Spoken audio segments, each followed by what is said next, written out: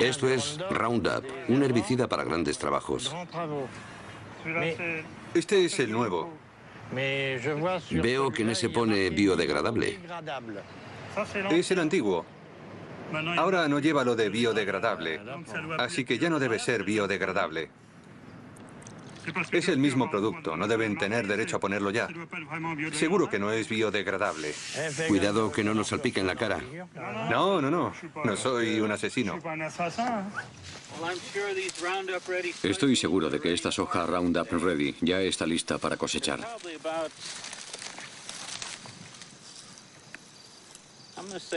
Probablemente tiene, yo diría que un 11% de humedad, así que está perfecta para la cosecha. La primera vez que oí hablar de la soja Roundup Ready fue hace 8 años en una revista agrícola. Me pareció una innovación muy interesante. La soja contiene una proteína que ha sido introducida en la planta mediante manipulación genética que la hace resistente al Roundup. El Roundup se pulveriza sobre las plantas. Las ventajas son evidentes. Si busca en mis campos, no encontrará malas hierbas. Siga las instrucciones de empleo. Roundup no implica riesgo alguno para los seres humanos, animales domésticos y su medio ambiente. Marca registrada de Monsanto. Fabricado en Bélgica. Si ves caracoles, no los rocíes porque entonces no se podrán comer. Y ten cuidado con las fresas. Animo a todos los agricultores europeos a conocer la tecnología Roundup Ready. Francamente es muy buena para el medio ambiente. Es un sistema sostenible, así que pruébenlo.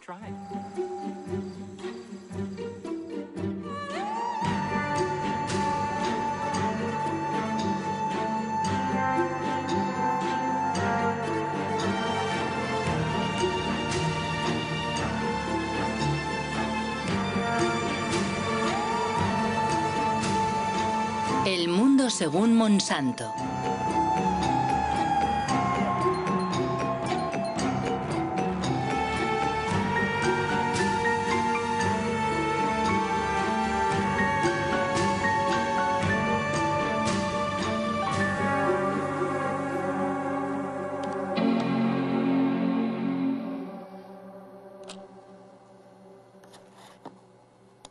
Monsanto.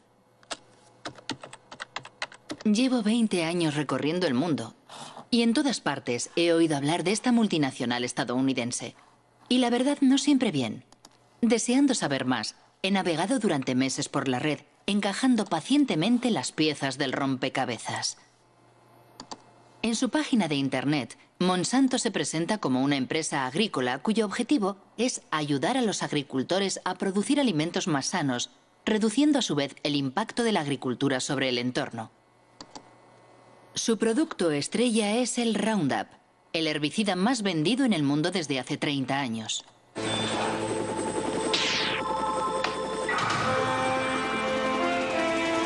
Una aplicación y se acabaron las malas hierbas. Roundup.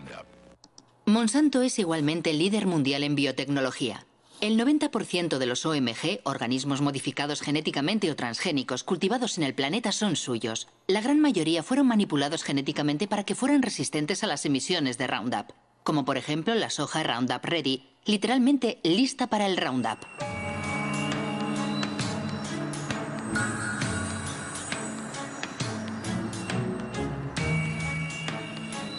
Los transgénicos de Monsanto han invadido el mundo, pero nunca una aplicación agroindustrial había despertado tantas pasiones y polémicas. ¿Por qué? ¿Cuáles son los riesgos de los OMG? ¿Y puede el pasado de la empresa aclarar lo que realmente es o pretende ser en la actualidad? Fundada en 1901 en San Luis, en el estado de Missouri, Monsanto no ha sido siempre una empresa agrícola. Fue en primer lugar una de las mayores empresas químicas del siglo XX. La química trabaja para usted, al igual que Monsanto trabaja para usted. Monsanto. La química creativa hace maravillas para usted. Las maravillas cantadas por la publicidad han hecho de Monsanto una de las empresas más polémicas de la era industrial. Agente naranja, aspartamo, Hormonas del crecimiento bovino. PCB. Los PCB, aceites químicos utilizados como aislantes en los transformadores eléctricos, fueron la estrella de la compañía durante casi 50 años. Se comercializaron como Aroclor en Estados Unidos, Pyralene en Francia, Oclofen en Alemania, hasta el momento en que fueron prohibidos a comienzos de los años 80. Monsanto, PCB.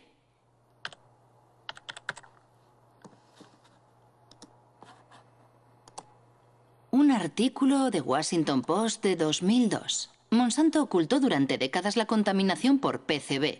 Ocurrió en Anniston, en el estado de Alabama.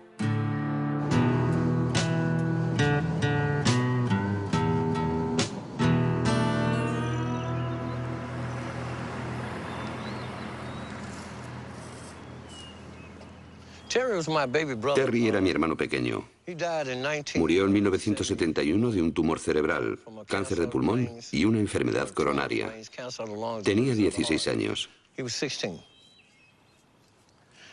En los últimos 3 años he perdido a la mayor parte de mis amigos. Murieron a causa de enfermedades como el cáncer, la diabetes, la hepatitis, todas enfermedades relacionadas con los PCB.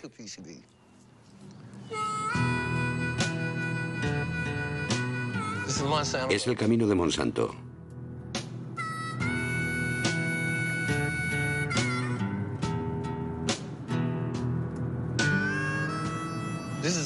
Aquí solo viven negros. Siguen viviendo aquí a pesar de que todas las casas están contaminadas. Hace 6 meses descontaminaron ese jardín de allí. Antes había casas aquí, la gente vivía en ellas, pero todos se tuvieron que mudar y las casas fueron demolidas.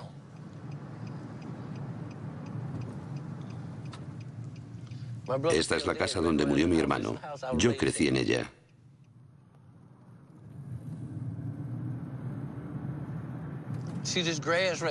¿Veis aquel talud? Ahí es donde están enterrados los PCB. Monsanto obtuvo permiso para enterrar los PCB en Anniston. Ese es el canal de Snow Creek, que corre sobre cemento. Salía de la fábrica y vertía los PCB justo aquí. El agua estaba envenenada y no se lo dijeron a nadie, salvo al Estado, que no nos dijo nada.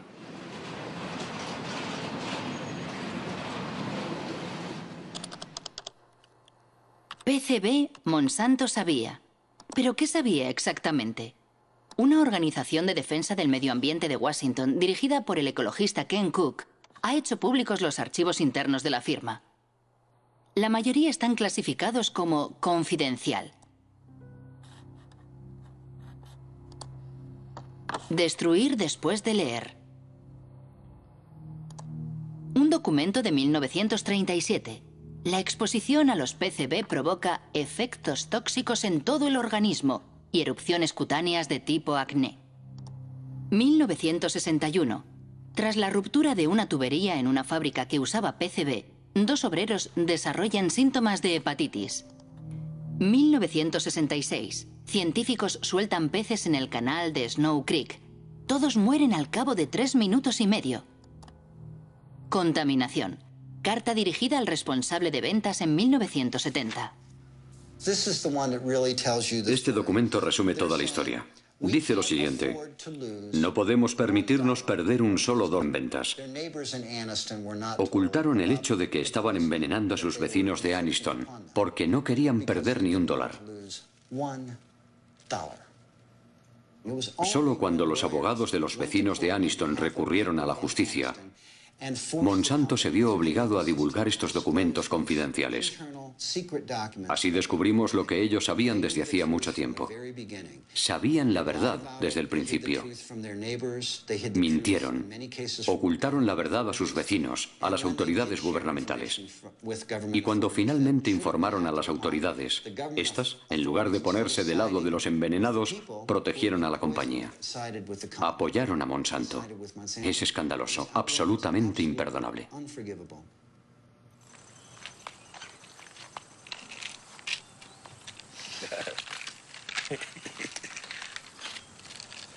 ¿Esta es toda tu medicación? No, no es toda. Tengo más aquí. ¿Cuál es tu tasa de PCB? 63,8 en sangre. En sangre. Si realizáramos una biopsia de su grasa, estaría en lo más alto de la escala con 3 o 4 mil partes por 1.000 millones. ¿O más? ¿Cuál es el nivel tolerable? 2 partes por 1.000 millones. Ese es el estándar mundial. Pero todos nosotros tenemos en la sangre y en el cuerpo más que en ningún otro lugar del mundo. ¿Es normal hablar del nivel de PCB aquí? Todos hablamos de ello porque es nuestra vida cotidiana. A veces se me acerca un niño y me dice, señor Baker, me han hecho los análisis y tengo 3 partes por 1.000 millones. ¿Cuánto tiempo me queda? Es una historia absolutamente terrible. ¿Pero qué piensan los científicos? En la red hay muchos artículos acerca de los efectos de los PCB en la salud humana. Uno de los mejores especialistas se llama David Carpenter. Él fue quien realizó los análisis a los habitantes de Anniston. Todos llevamos PCB en nuestro cuerpo. Los osos polares y los pingüinos tienen PCB. En el pasado se vertían los PCB solo en algunos lugares, pero con el tiempo han contaminado el aire y el agua. Ahora todo el planeta está contaminado por los PCB. Los PCB provocan numerosas enfermedades. La más conocida es el cáncer.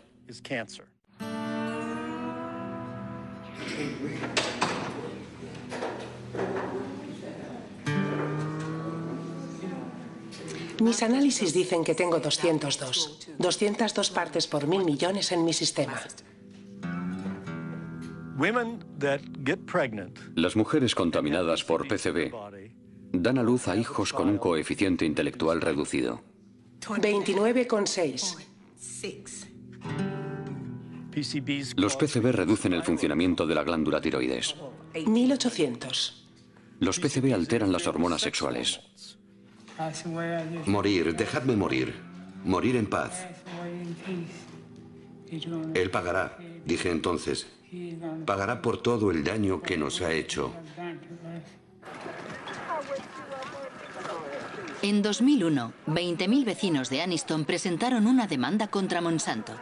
La compañía Isolutia, su filial, fue condenada finalmente a pagar $700 millones en indemnizaciones a las víctimas, descontaminar el lugar y construir un hospital especializado. Pero ningún directivo de Monsanto ha sido juzgado. En el sistema jurídico americano, es muy infrecuente que los ejecutivos o directivos de la empresa sean considerados responsables penalmente. Sin embargo, tenemos la posibilidad de demandar a las empresas por la vía civil. Y tienen que pagar. En realidad, las indemnizaciones y los intereses que pagan décadas más tarde las empresas solo son una mínima parte de sus beneficios. Por lo tanto, resulta rentable guardar el secreto.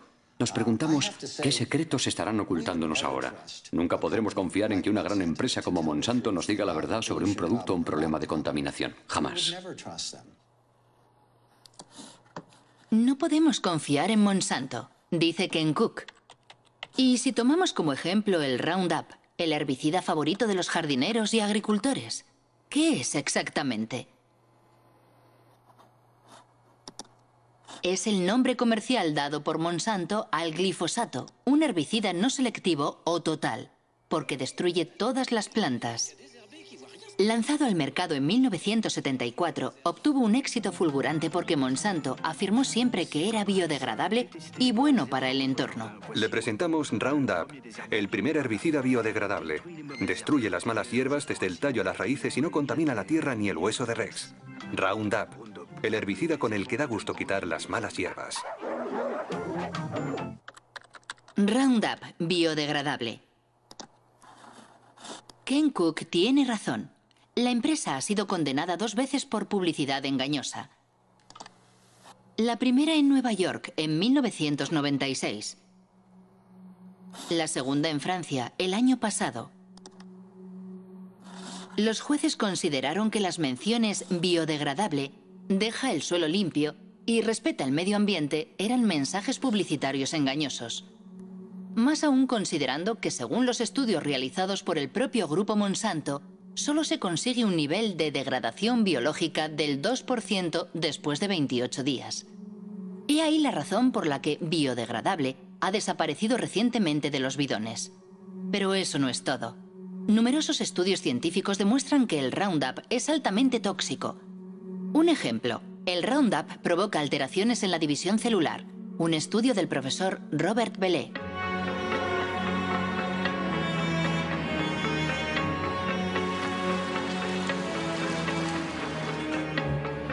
El profesor Bellet trabaja para el CNRS y el Instituto Pierre y Marie Curie.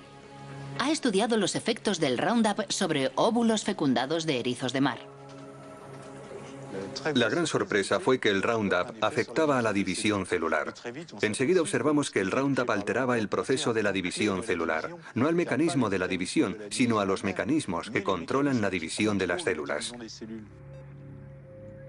Es necesario comprender cómo se origina un cáncer.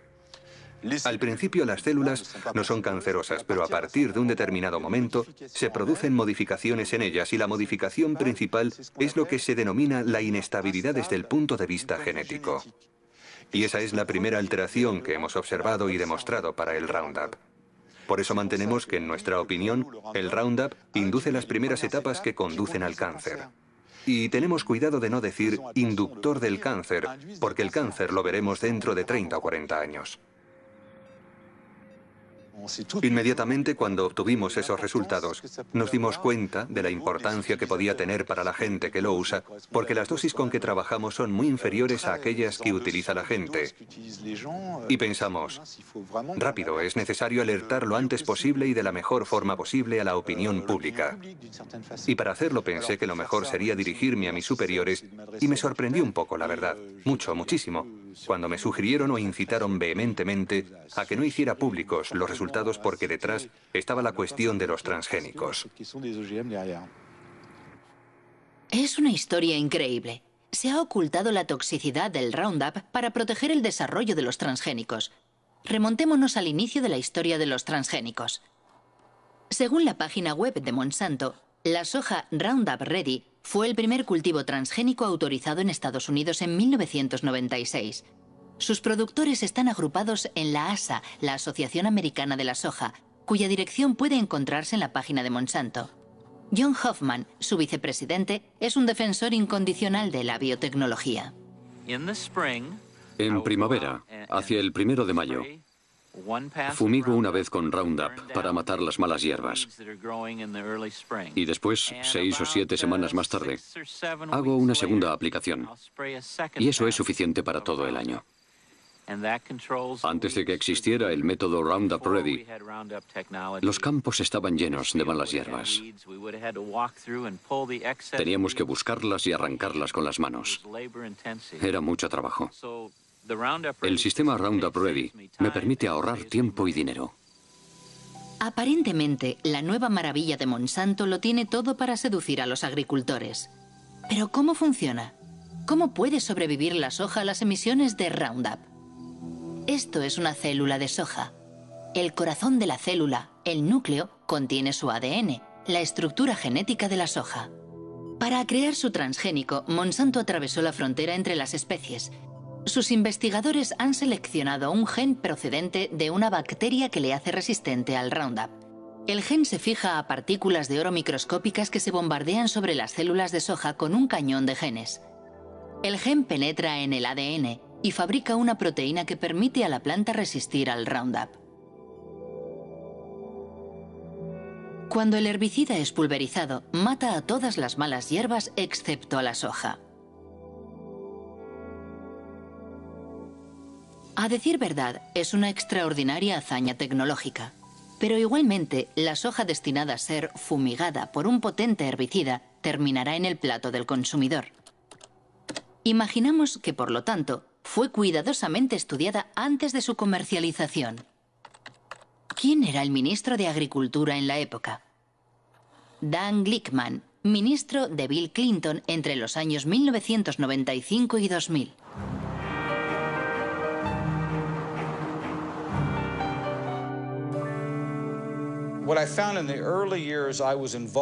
Al inicio de mi mandato, Existía un amplio consenso agroalimentario en el seno del gobierno de Estados Unidos. Quien no bajara la cabeza ante el desarrollo rápido de la biotecnología y de los cultivos transgénicos era considerado como alguien contrario a la ciencia y al progreso.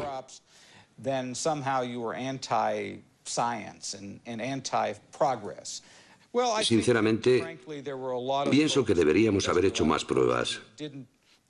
Pero las empresas agroindustriales no querían porque habían hecho inversiones enormes para desarrollar esos productos. Y como responsable del organismo regulador de la agricultura, sufrí muchas presiones para que, digámoslo así, no fuera demasiado exigente. La única vez que me atreví a hablar durante el mandato de Clinton, recibí un buen tirón de orejas, no solo por parte de la industria, también por la gente del gobierno. De hecho, pronuncié un discurso en el que decía que era necesario estudiar con mayor rigor la regulación de los transgénicos. Y había personas dentro del gobierno Clinton, sobre todo en el área de comercio exterior, que se enfadaron conmigo. Me dijeron, ¿cómo puedes, tú que trabajas en agricultura, poner en duda nuestro sistema de regulación? Hasta aquí todo está claro. En Estados Unidos, el ministro de Agricultura no da la talla ante los intereses de las multinacionales. Pero, ¿cómo están regulados los transgénicos en Estados Unidos? El texto más importante ha sido publicado por la FDA, la Food and Drug Administration, la agencia encargada de la seguridad de los productos alimentarios y de los medicamentos. Título: Alimentos derivados de nuevas variedades de plantas.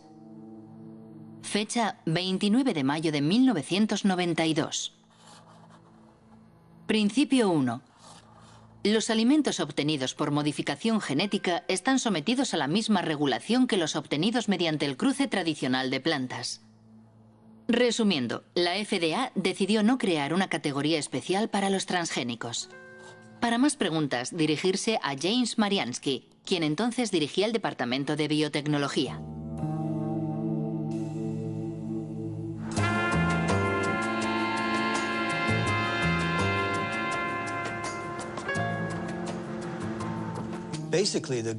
Básicamente, el gobierno tomó la decisión de no crear leyes nuevas.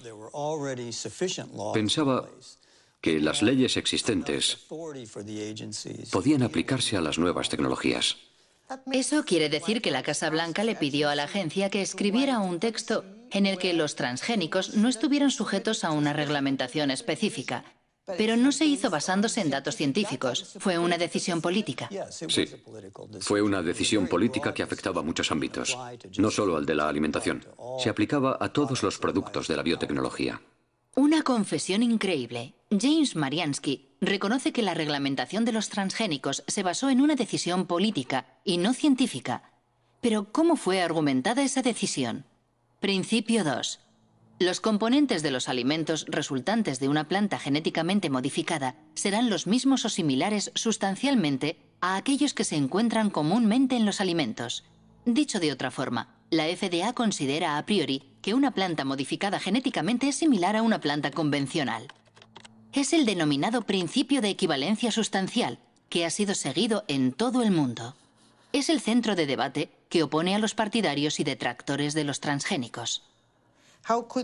¿Cómo pudo decir la FDA que una planta transgénica era similar a una planta convencional? Sabemos que los genes que se introducen en las plantas mediante la biotecnología producen proteínas muy parecidas a aquellas que hemos consumido durante siglos. Esa es la visión oficial de la FDA, cuestionada por Jeffrey Smith, autor de numerosas obras sobre los transgénicos. Michael Hansen, asesor científico de la Unión de Consumidores. Y el ensayista Jeremy Rifkin, que fue el primero en denunciar el principio de la equivalencia sustancial. Si los alimentos transgénicos están tan extendidos actualmente, es gracias a un engaño de la FDA. Ellos afirman que estos alimentos no son diferentes. Utilizan la expresión equivalencia sustancial o no considerablemente diferentes, lo cual traducen como generalmente reconocido como seguro o GRAS. Normalmente, para que algo sea considerado GRAS, es necesario que se apoyen numerosos estudios y que existe un amplio consenso en el seno de la comunidad científica. Con los alimentos transgénicos no ha existido ni lo uno ni lo otro. La FDA decía, si se introduce un gen en una planta, ese gen es ADN.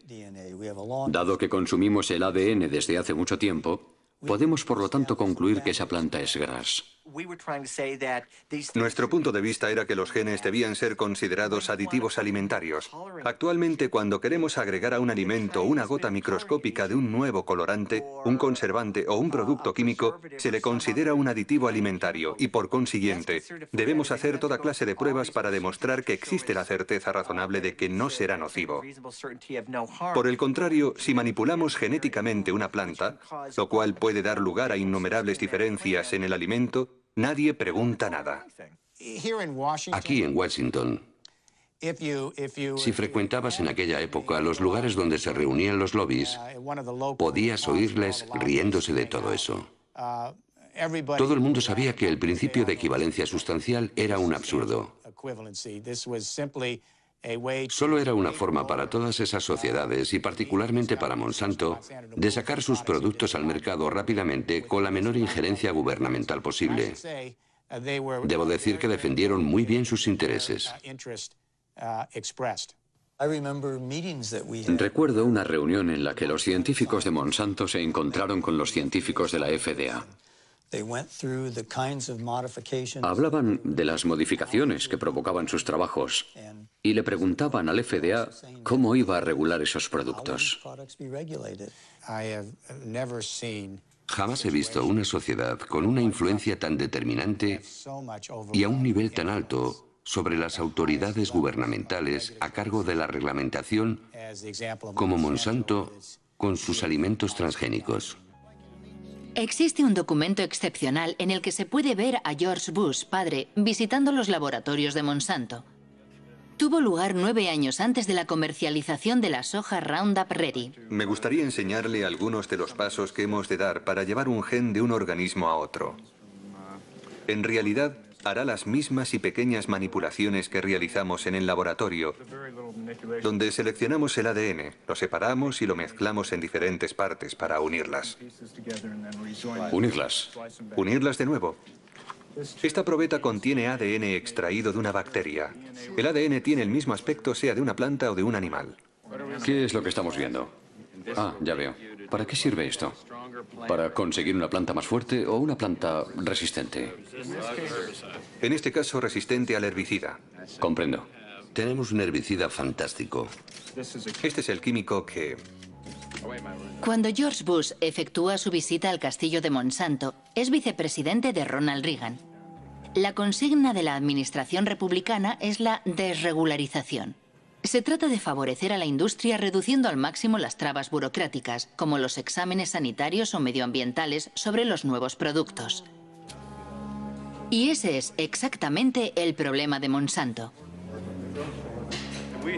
Acabamos de solicitar al gobierno que nos permita probarlo por primera vez en una granja de Illinois este año. Seguimos alucinando con esto. Perderemos otros años. Los gastos se disparan y nunca pasa nada.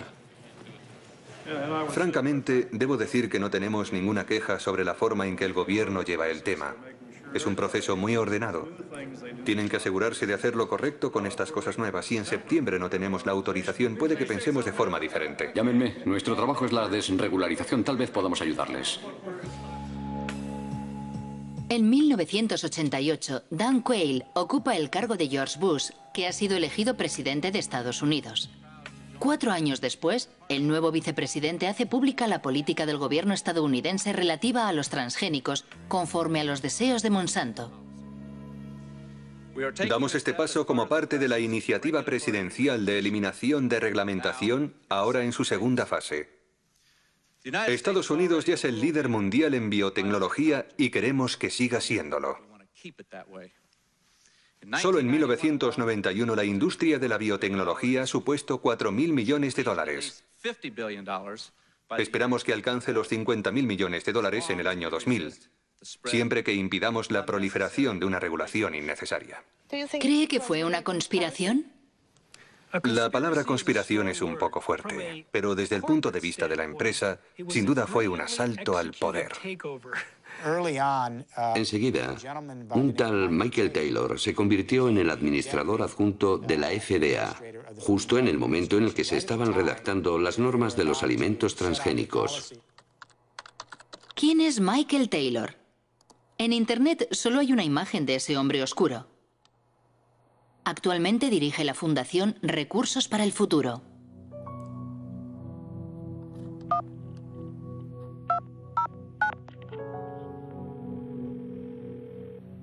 Hola, soy Marie-Monique Robin.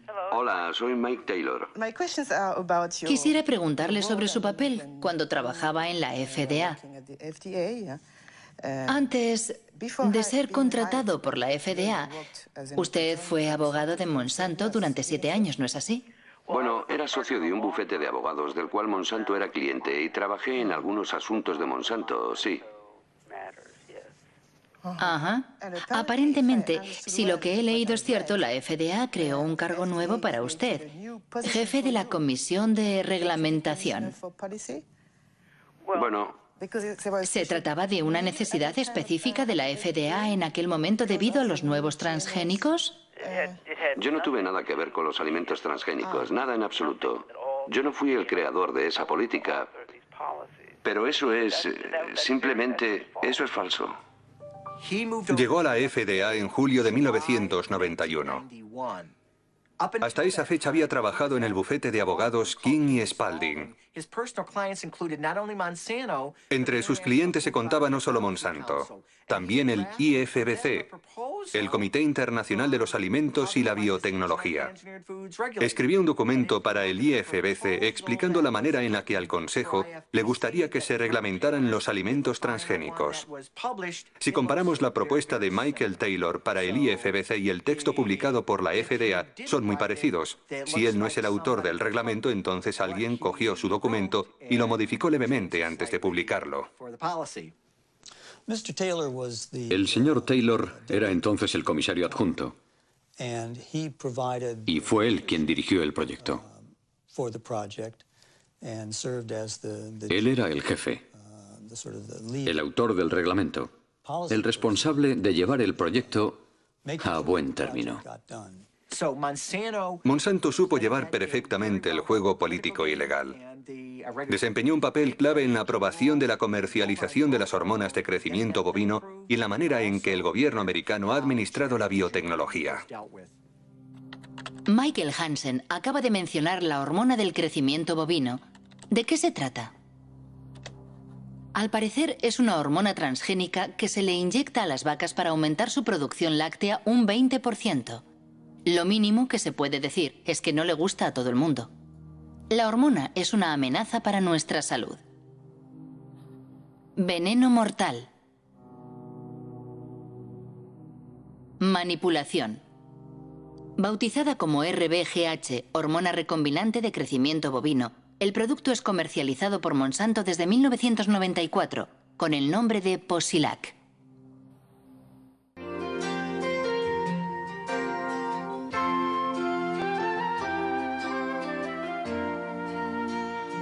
Posilac es el nuevo producto más seguro de la historia. Pronto comprobará los espectaculares resultados que Posilac le ofrece. En 1985, Monsanto presentó un informe ante la FDA solicitando la autorización para comercializar el Posilac. Los expertos de la agencia analizan los ensayos realizados por la firma en ejemplares experimentales. El veterinario de la FDA responsable del expediente se llama Richard Barrows. En una entrevista declara que responsables de la agencia han suprimido y manipulado datos.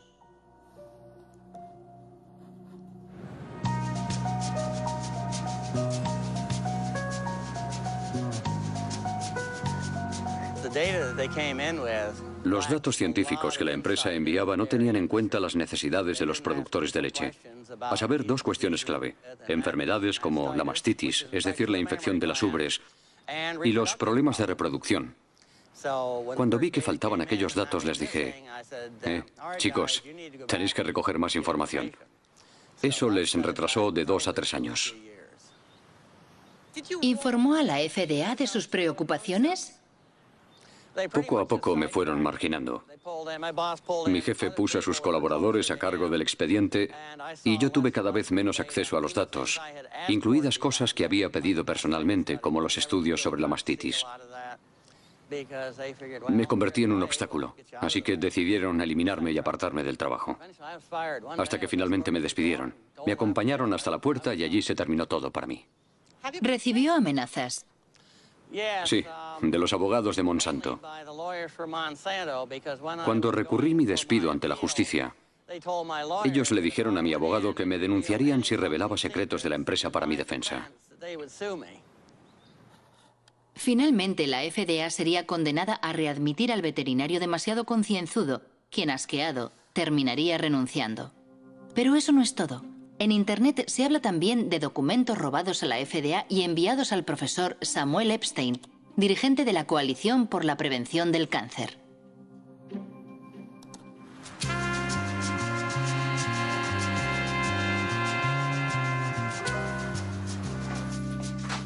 En 1990, el profesor Epstein publica un artículo en The Milky Weed, una revista de referencia especializada en leche que dirige el periodista Pete Hardin.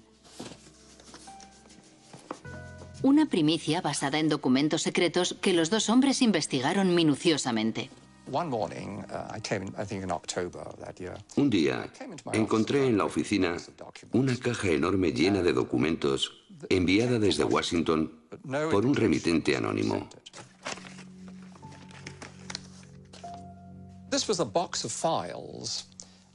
La caja contenía todos los datos de los estudios veterinarios que Monsanto había enviado a la FDA desde hacía 6 años. Una auténtica maravilla. La mayor parte de los documentos son originales, con la frase información interna y confidencial que no puede ser reproducida, revelada o enviada fuera de la empresa sin la debida autorización. Justo lo que un periodista de investigación desea publicar.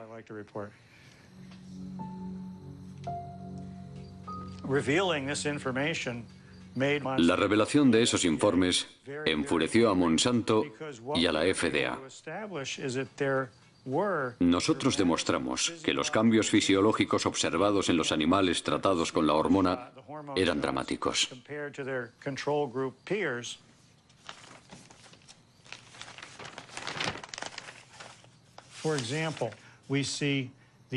Por ejemplo, el ovario izquierdo de las vacas que habían recibido la hormona sintética es un 34% más grande. Hasta un 42 o un 44% según los grupos.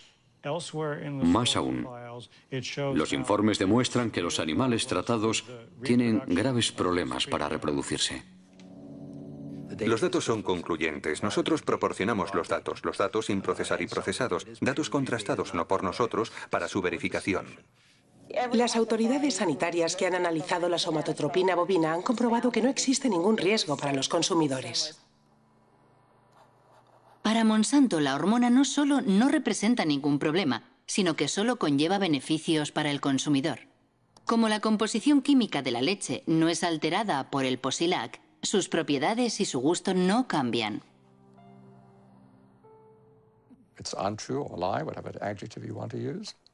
No es verdad, es mentira.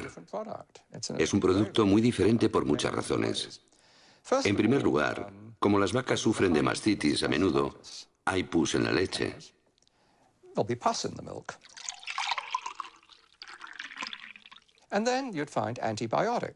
Además, debido al tratamiento de la mastitis, se encuentra una gran cantidad de antibióticos en la leche. Por último, se ha observado un aumento importante del llamado IGF-1, el factor insulina de crecimiento. Desde los años 80, unos 60 estudios han demostrado que existe una relación directa entre un nivel elevado de IGF-1 y el cáncer de mama, de colon y de próstata. Es una historia absolutamente asombrosa. ¿Hubo otros países que autorizaran la RBGH? Al parecer, la hormona fue prohibida en Europa y Canadá. En Canadá también. La Agencia de la Salud de Canadá suele calcar sus decisiones de la FDA. RBGH. Escándalo en Santé, Canadá. Monsanto acusado de intento de soborno. En octubre de 1998, 3 científicos de Santé, Canadá, declararon ante una comisión del Senado por oponerse a la comercialización de la hormona transgénica. El escándalo ha sido descubierto por el Dr. Shiv Chopra, un whistleblower, en inglés, alguien que da la voz de alarma.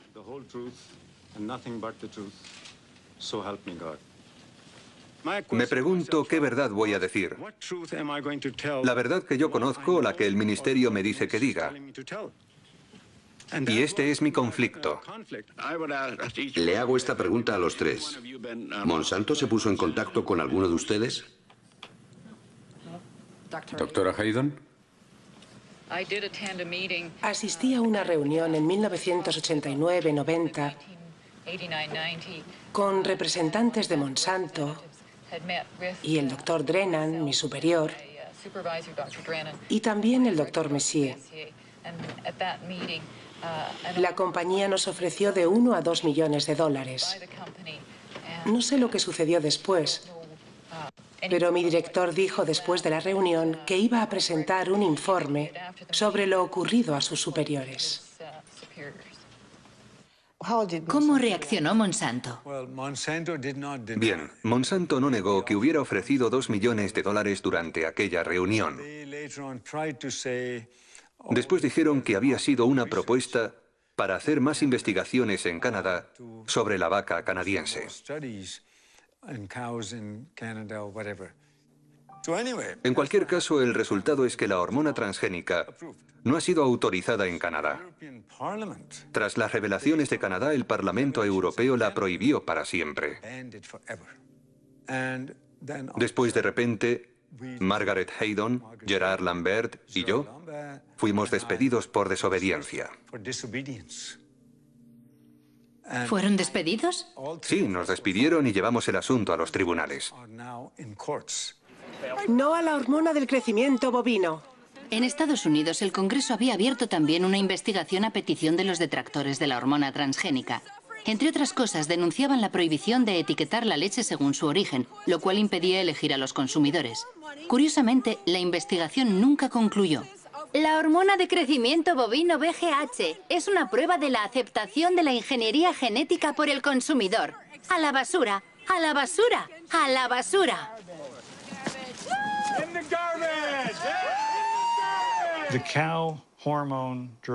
La hormona del crecimiento bovino representa la primera aplicación de la biotecnología en la producción de alimentos. Y Monsanto es una multinacional muy poderosa con muchos contactos en las altas esferas del Estado. Para el gobierno federal, el desarrollo de la biotecnología supone una apuesta tan importante que prefiere ignorar estas cuestiones, digamos secundarias, que son la salud de las vacas o de los consumidores. La razón por la cual la FDA ha autorizado la comercialización del RBGH es que numerosos antiguos empleados de Monsanto ocupan puestos clave en la FDA. Entraron en la agencia para conseguir que ésta aprobara el producto. Es lo que llaman las puertas giratorias, con un efecto de doble hélice. ¿Puertas giratorias? Sí, las puertas giratorias. No solo en agricultura hay puertas giratorias. Las hay en muchos sectores. Donald Rumsfeld fue director general de Shell, una filial de Monsanto. El antiguo embajador estadounidense de Comercio Exterior, Mickey Cantor, fue consejero de administración de Monsanto. Clarence Thomas, juez de la Corte Suprema, trabajó para Monsanto. Monsanto, puertas giratorias, en francés las sillas musicales. Estado de la cuestión no exhaustivo en 1999. Linda Fisher pasa de la EPA a la Agencia de Protección Ambiental a Monsanto. Michael Friedman de la FDA a Monsanto. Marshall Hale y Josh King de la Casa Blanca a Monsanto. Margaret Miller de Monsanto a la FDA. William D. Ruckelshaus de la EPA a Monsanto. Sin olvidar a Michael Taylor, que ha hecho varias veces el camino de ida y vuelta. Una vez terminada su misión en la FDA, ¿fue nombrado vicepresidente de Relaciones Públicas de Monsanto? Sí. ¿Para usted no existe el conflicto de intereses? No. No. Y de nuevo, las reglas son las reglas. Y yo jugué según las reglas. Considero que en términos de aceptación pública ha sido un error tras otro. Cuando intentas tener una estrategia para que el público comprenda y acepte una nueva tecnología, el hecho de que la primera aplicación esté relacionada con la leche de la cual producimos más de la que necesitamos, ayuda a crear un clima de... Sospecha. Sospecha. Creo que la idea de que las compañías no estén obligadas en todos los casos de alimentación transgénica a contar con la autorización de la FDA, a diferencia de lo que ocurre en Europa, creo que eso, para la confianza del público, desde la perspectiva del consumidor, no es un sistema suficiente. Personalmente dije que el Congreso debía cambiar la ley. El Congreso debería crear un sistema de notificación obligatorio que asegure que todos los productos sean supervisados por la FDA y que la FDA certifique la seguridad de todos los productos. Una declaración sin duda muy interesante. Al parecer, Michael Taylor se arrepiente de la normativa que él mismo firmó en 1992. ¿Qué pensaban los científicos de la FDA? ¿Existía un consenso sobre la regulación de los transgénicos? Documentos internos demuestran que la agencia ignoró las inquietudes de sus propios científicos. Firmado Steven Drucker.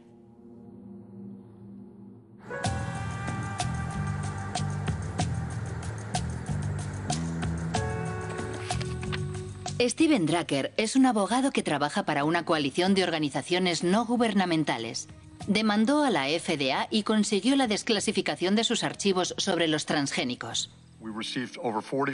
Recibimos más de 44.000 páginas que revelaban que la FDA lleva mintiendo al planeta al menos desde 1992.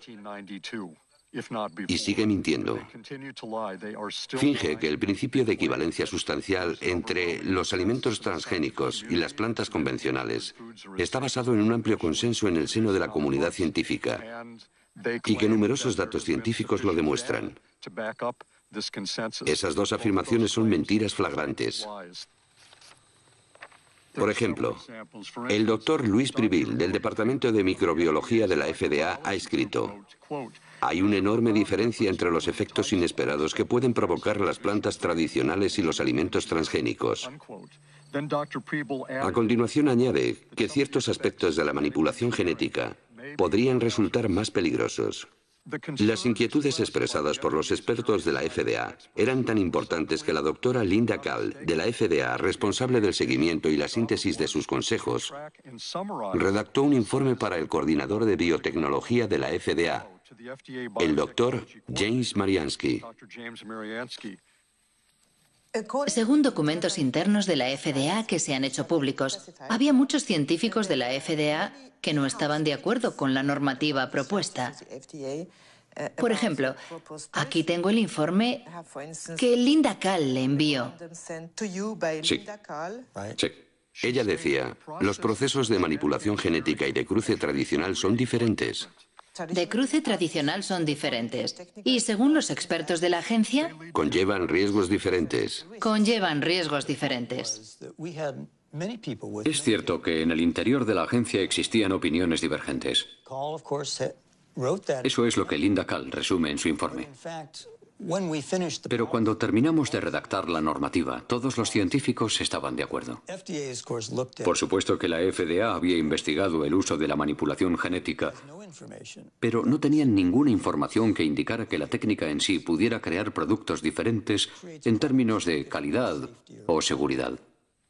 Antes de que los científicos de la FDA expresaran sus inquietudes, la agencia recibió una señal de alarma muy clara. En efecto, el primer aditivo alimentario manipulado genéticamente y comercializado en el mercado estadounidense había provocado una grave epidemia. ¿Recuerda lo que sucedió con el L-triptofán en 1989? Sí. Era un aminoácido manipulado genéticamente. A priori conocemos muy bien los aminoácidos. Sí. Mató a decenas de personas y cientos más enfermaron. Provocó una epidemia de una enfermedad desconocida llamada EMS. Es cierto. ¿Cuántas personas murieron? Sí, pero nosotros teníamos muchos... 37 y más de 1000 inválidos. ¿Lo recuerda? Lo recuerdo. Según un documento de la FDA, usted dijo, no sabemos cuál es la causa del EMS, pero no podemos descartar la hipótesis de que se deba a la manipulación genética. ¿Dijo usted lo que acabo de leer? Sí. Increíble. James Mariansky no descartaba que la manipulación genética pudiera provocar efectos inesperados, pero no movió un dedo. ¿Hay científicos independientes que hayan trabajado sobre esta cuestión crucial para los consumidores? Arpad Pusztai, un renombrado científico, perdió su trabajo después de expresar sus inquietudes sobre los transgénicos. Ocurrió en 1998.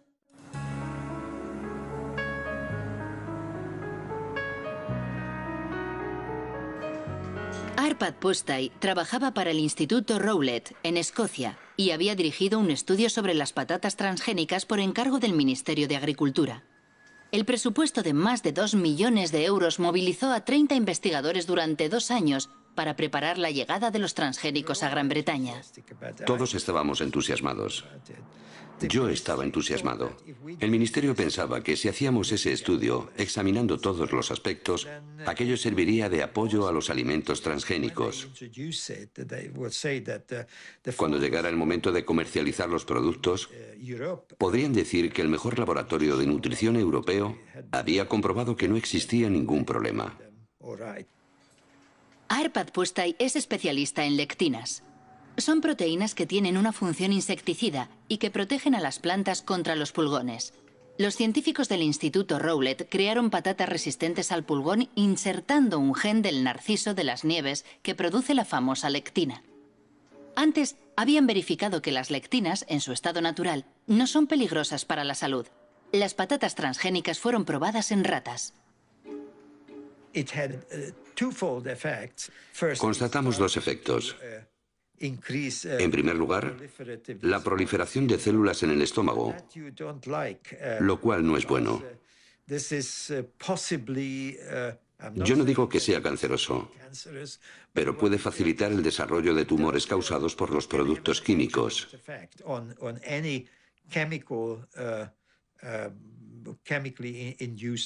Además, el sistema inmunitario del estómago estaba alterado.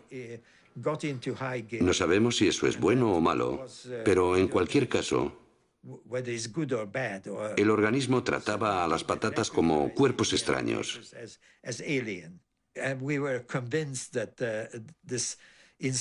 Estábamos seguros de que la manipulación genética estaba en el origen del problema y no el gen de la lectina, porque lo habíamos comprobado aisladamente en una concentración 800 veces mayor sin consecuencias negativas. Era muy importante porque la FDA hablaba en la época de una tecnología neutra. Nosotros dijimos en público que el problema en sí no era el gen, sino la técnica de inserción. Cuando llegaron a Gran Bretaña los primeros cargamentos de soja norteamericana, la BBC entrevistó a Arpad Pusztai sobre la cuestión. Como científico que trabaja en este campo, considero que es muy injusto utilizar a nuestros conciudadanos como cobayas. Creo que jamás me perdonaron que dijera aquello. Monsanto comprendió rápidamente la importancia de nuestros resultados. Ya estaban al corriente antes de la emisión de la entrevista, porque el Instituto de Investigación Agrícola recibía mucho dinero de Monsanto. Comprendieron rápidamente las consecuencias de nuestro estudio. A la mañana siguiente de la emisión de la entrevista, Arpad Pusztai es despedido y su equipo de investigación disuelto. El profesor Stanley Ewen, un renombrado histólogo, era el encargado de estudiar el impacto de las patatas transgénicas en los órganos de las ratas. Desde aquel incidente no se hace ninguna ilusión sobre la independencia de la ciencia. Yo estaba extraordinariamente enfadado y muy alterado. Era como si el suelo hubiera desaparecido bajo mis pies. ¿Qué era lo que había pasado? También desacreditaron a Stanley. No solo a Arpad y a mí. Stanley fue jubilado y desacreditado en la universidad. ¿Es verdad? Sí. Sí. Fue muy duro. El lunes nuestro trabajo era formidable. El martes merecía estar en la basura.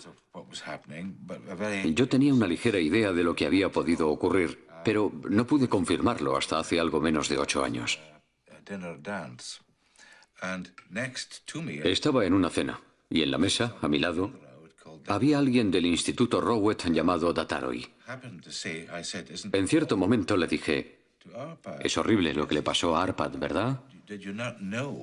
Y él me respondió, sí, pero ¿no sabías que Downing Street llamó 2 veces al director? Entonces comprendí que había algo supranacional en todo este asunto. El despacho de Tony Blair había recibido presiones para detener nuestro trabajo porque los norteamericanos pensaban que podría crearle problemas a su industria biotecnológica. El caso de Arpad Pusztai provocó un rechazo masivo a los alimentos transgénicos en Gran Bretaña, apoyado por Greenpeace. Hasta tal punto que un año después, Robert Shapiro, presidente de Monsanto, aceptó participar en una teleconferencia organizada por la Asociación Ecologista. Es el único documento filmado que existe del antiguo presidente que había inclinado la compañía al área de la biotecnología lanzando un nuevo lema: alimento, salud y esperanza. Monsanto hizo grandes esfuerzos para imponer sus productos en todos los ámbitos con el apoyo pleno de las multinacionales fabricantes de alimentación, distribuidores, empresas de comunicación, agencias estatales e incluso gobiernos. No se comportan como una empresa que ofrece vida y esperanza, sino como matones que intentan imponer sus productos.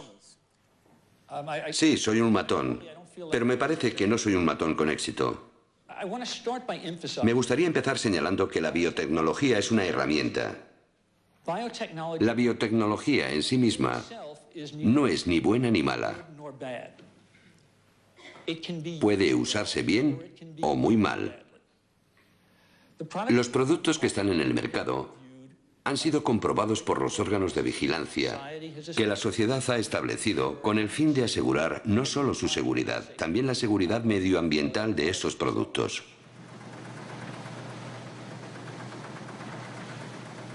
Diez años después de su lanzamiento comercial, la soja Roundup Ready representa el 90% de la soja cultivada en Estados Unidos y el 70% de los alimentos vendidos en los comercios americanos contiene productos transgénicos. A diferencia de lo que ocurre en Europa, los consumidores no pueden elegir porque está prohibido etiquetarlos como transgénicos. Una consecuencia directa del principio de equivalencia sustancial. Tengo un grano de soja en la mano y lo puedo comer con toda confianza. Es muy seguro. Creo que la FDA confía en que esta soja es tan segura como las demás variedades. ¿Cómo puede estar tan segura la agencia? Se basa en los datos que la empresa proporcionó a la FDA y que han sido evaluados por los científicos de la agencia.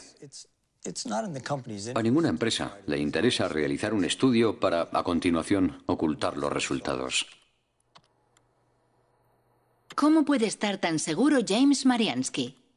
Si tecleamos Monsanto falsificó estudios científicos, obtenemos 174.000 respuestas. Entre ellas un informe de la EPA, la Agencia de Protección Ambiental de Estados Unidos. Monsanto habría falsificado investigaciones sobre los efectos cancerígenos de la dioxina.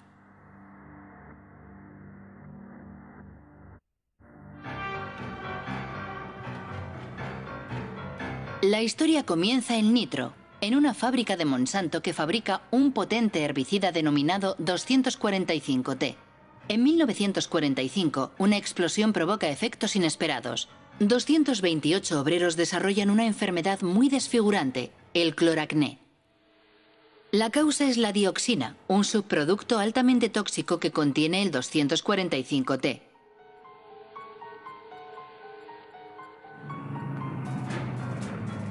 El 245T era el componente principal del agente naranja, el defoliante empleado por el ejército americano en la guerra de Vietnam. En los años 60, 40 millones de litros de agente naranja fueron arrojados en el sur del país, es decir, 400 kilogramos de dioxina pura. 3 millones de personas fueron contaminadas, entre ellas miles de soldados americanos.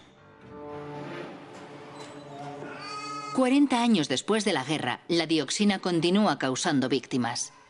Se dice que actualmente el veneno provoca cáncer y graves alteraciones genéticas.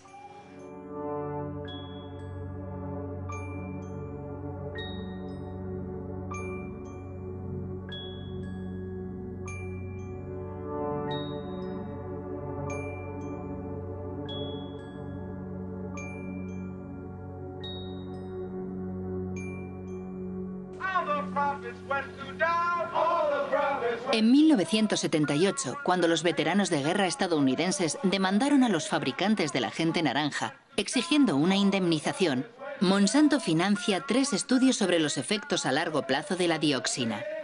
La compañía pagó a científicos para que compararan el estado de salud de los trabajadores afectados 30 años antes en el accidente de la fábrica de nitro, con el de los trabajadores no afectados. 2 personas conocen muy bien ese estudio. William Sanjur, que dirigía el Departamento de Residuos Tóxicos de la Agencia de Protección Ambiental, y Gerson Smoger, el abogado defensor de los veteranos de la guerra de Vietnam. En 1990, la doctora Kate Jenkins, una de mis colegas en el EPA, elaboró un informe alegando que ciertos estudios realizados por Monsanto eran incorrectos. Si hubieran sido realizados correctamente, los resultados habrían sido los opuestos a los obtenidos por Monsanto. Sus estudios demostraban que la dioxina no es un agente cancerígeno para el hombre. Tenían los datos de las investigaciones y manipularon su interpretación para llegar a la conclusión que querían. Una investigación jamás se hace así, jamás. Pero así fue como consiguieron lo que querían. Más tarde descubrimos que había 5 personas con cáncer, que en uno de los estudios habían sido registradas como expuestas a la dioxina. En el otro estudio, esas mismas 5 personas eran presentadas como no expuestas. Al introducir esas 5 personas en el grupo de no expuestas, provocaban la impresión de que había los mismos casos de cáncer en ambos grupos. De esa forma llegaban a la conclusión de que no había ninguna diferencia.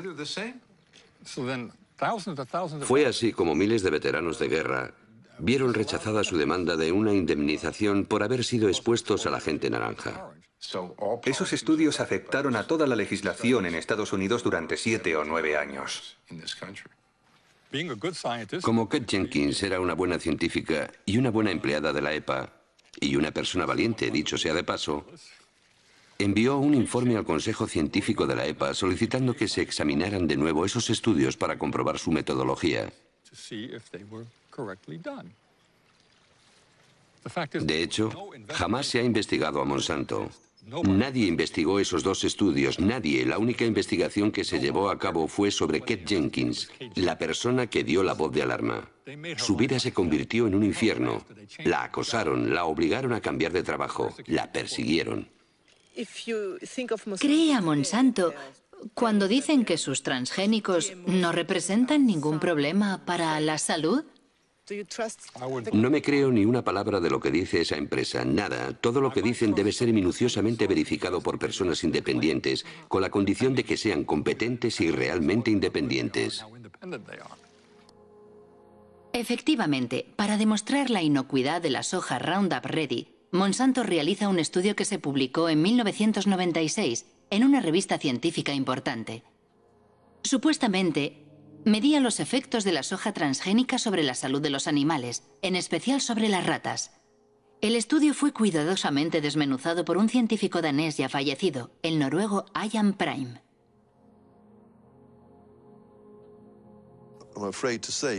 Para mí, este estudio tiene muy poco valor. Resulta decepcionante, sobre todo sabiendo que sirvió de base al principio de equivalencia sustancial. Hay cosas sorprendentes. Por ejemplo, esta frase: los estudios sobre la alimentación de los animales nos proporcionan la seguridad parcial de que no hay cambios importantes. ¿Cómo que parcial? Eso no es suficiente. Yo quiero el 100% de seguridad. Por ejemplo, en la página 723 se puede leer: salvo por su coloración más marrón, los hígados parecían normales durante la autopsia. ¿Cómo se puede decir eso sin estudiar el interior del hígado? Sin estudiar las muestras al microscopio para ver si no hay diferencias. Además, usaron ratas viejas. Cuando se quieren ocultar los problemas, no hay nada mejor que coger animales adultos, porque son los jóvenes los que permiten observar si se ha producido alguna modificación.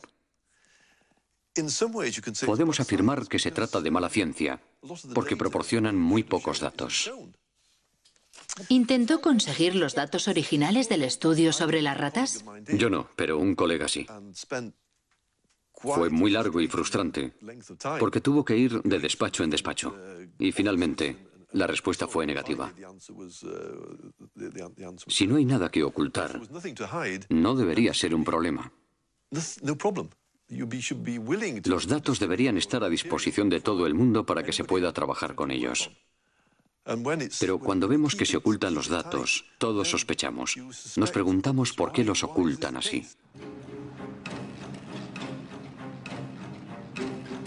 De cualquier forma, una cosa es segura. Fue gracias a esos estudios insuficientes por lo que los transgénicos de Monsanto invadieron el mundo, principalmente América del Norte y del Sur, Asia y Australia. En 10 años los cultivos transgénicos se han extendido por más de 100 millones de hectáreas. El 70% son resistentes al Roundup y el 30% restante ha sido manipulado genéticamente para fabricar un insecticida denominado BT. Desde 2001, la compañía publica un documento titulado The Pledge, la promesa, una especie de carta ética en la que intenta responder a sus detractores justificando sus prácticas. En el corazón de su oposición a los transgénicos se encuentra singularmente la cuestión de las patentes. Eso que Monsanto llama sus derechos de propiedad intelectual, que deben proteger sus inversiones. En América del Norte, cualquier granjero que compre semillas transgénicas debe firmar un contrato de empleo de la tecnología, mediante el cual se compromete a respetar la patente que la compañía posee sobre el gen manipulado. En Estados Unidos, los alimentos transgénicos están protegidos por la ley de patentes. Por esa razón, no tengo derecho a guardar granos para sembrarlos el año siguiente. Es una protección para Monsanto y las empresas dedicadas a la biotecnología, porque han invertido muchos millones de dólares para crear esta tecnología nueva. ¿Cómo puede saber Monsanto que alguien ha vuelto a plantar sus semillas?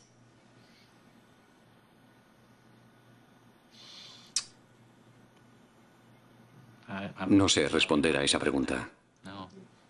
¿Cómo puede saber que alguien ha plantado de nuevo sus semillas? Es una buena pregunta para Monsanto. La pregunta es tan delicada que Monsanto prefiere ignorarla haciendo bellas promesas. En el caso de que aparecieran variedades que nos pertenecen de forma no intencionada en las tierras de un agricultor, nos comprometemos a encontrar una solución que satisfaga tanto al agricultor como a nosotros.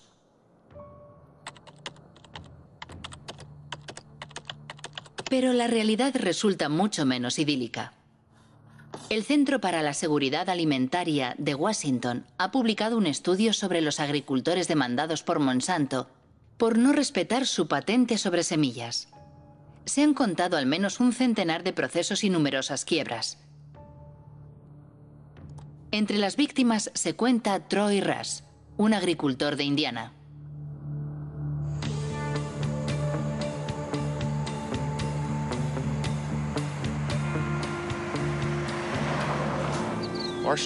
Nuestra historia comienza en 1999. Un caballero, y no es el término más apropiado, se presentó en la granja de mis padres. Dijo que era un detective privado contratado por Monsanto. Nos dijo que estaba investigando a agricultores sospechosos de haber guardado una parte de sus semillas. Nos preguntó directamente si ese era nuestro caso. Le contestamos que no, y le enseñamos las facturas de compra de herbicidas y grano. Incluso le dimos las direcciones de los vendedores para que lo comprobara personalmente, pero declinó nuestra invitación. Después de aquel incidente, Monsanto demandó a mi familia. Monsanto presentó documentos que, supuestamente, eran análisis de muestras recogidas en nuestra granja. Para obtener las muestras, Monsanto tuvo que entrar en nuestras tierras sin autorización y robarlas. Recuerdo que aquel año habíamos plantado 200 hectáreas de soja Roundup Ready. Era un contrato que teníamos con un productor de semillas para producir simiente. El contrato era muy preciso porque indicaba dónde íbamos a sembrar. Era muy fácil de comprobar y todo el mundo lo sabía. ¿Por qué negociaron un acuerdo amistoso con Monsanto? Al cabo de 2 años y medio, la familia estaba completamente destrozada a causa del estrés. Sus acciones amenazaban el trabajo de 5 generaciones. Si Monsanto hubiera ganado, lo habríamos perdido todo. Y ellos se lo habrían quedado todo. Todo. Buenos días. Buenos días, señor. ¿Cómo estás hoy, Troy? Bien, ¿cómo estás? ¿Cómo va todo? Bien. Troy Rush y David Runyon cultivan soja tradicional. Los dos han sido víctimas de lo que en Estados Unidos llaman la policía de los genes. Creada por Monsanto para imponer su ley en los campos, la policía de los genes siembra el terror en el campo norteamericano, donde se denuncian los métodos totalitarios de un mundo dominado por los transgénicos. Troy, me gustaría que vieras unas fotos. Mira lo que hice para impedirles que volvieran a entrar en mis tierras.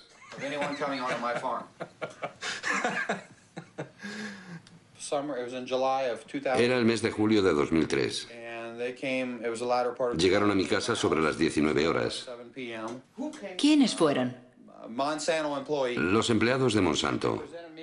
Me enseñaron su tarjeta de visita y me hicieron algunas preguntas sobre mis cultivos de soja, de maíz y sobre dónde vendía mi cosecha.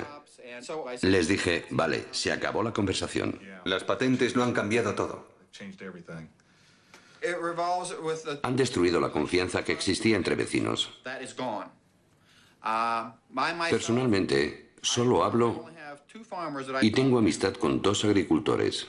¿De verdad tienen miedo los agricultores? Por supuesto que tienen miedo. Es imposible defenderse de esa compañía.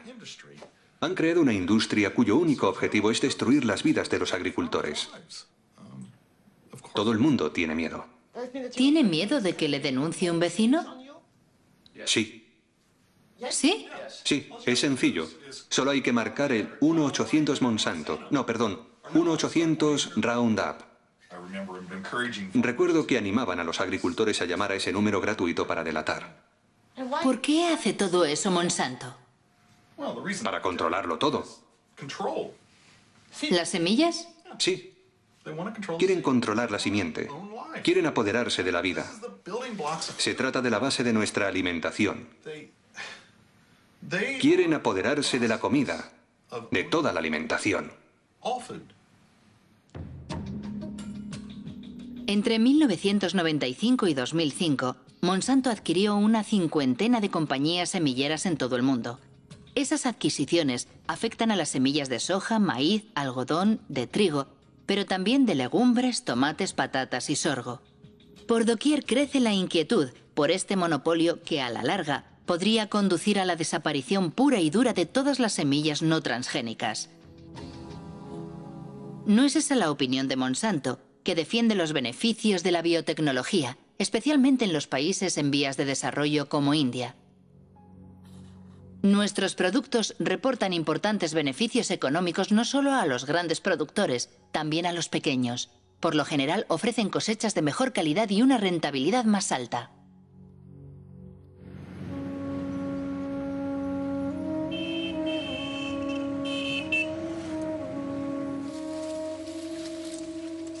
India es el tercer productor mundial de algodón.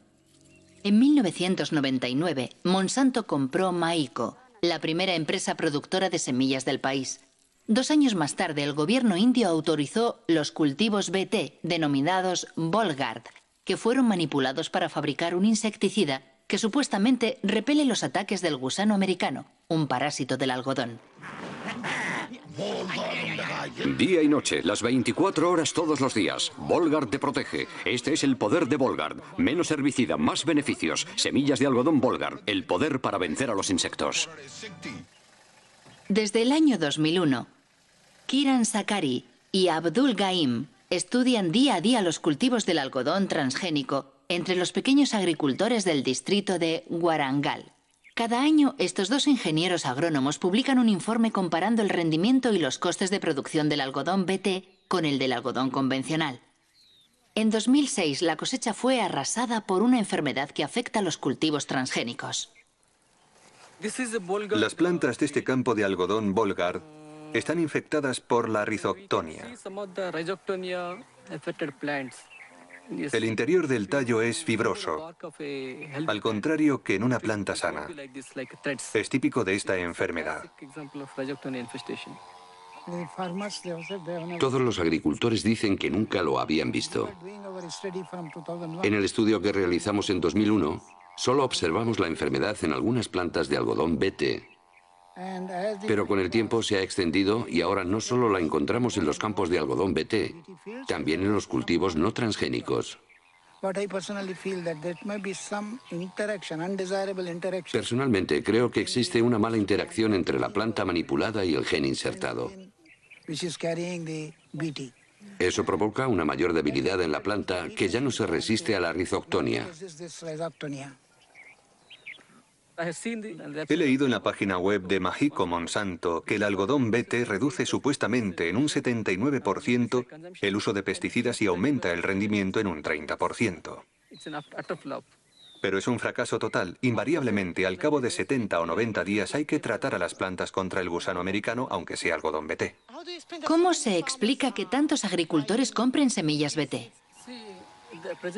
Para los campesinos la oferta es muy reducida. Después de la última cosecha era muy difícil encontrar semillas en el mercado que no fueran BT.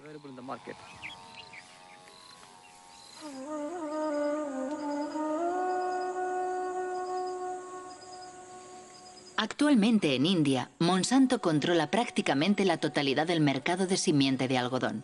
Una manera de imponer sus semillas transgénicas 4 veces más caras que las semillas convencionales. Para conseguirlas, los campesinos se ven obligados a empeñarse con intereses de usura. Si la cosecha es mala, van a la quiebra.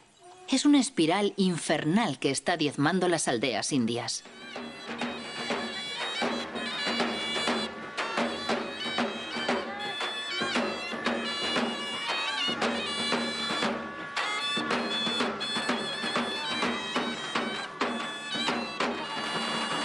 ¿Por qué razón se suicidó? La cosecha se ha perdido. ¿Algodón BT? Sí, algodón BT. ¿Hay alguna otra razón? Las deudas. ¿Qué edad tenía? 25 años. Se bebió 1 litro de pesticida.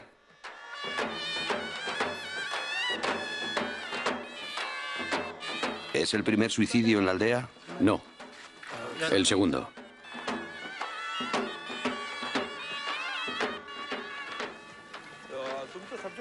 Funerales como el que acabamos de ver se repiten 3 veces al día en la región de Vidarbha, donde el algodón BT se introdujo en 2005.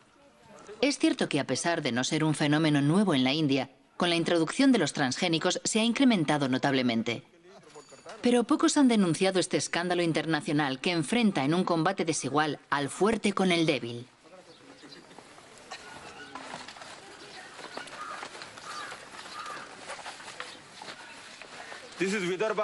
En las zonas de Vidarbha, donde se cultiva el arroz, se producen pocos suicidios.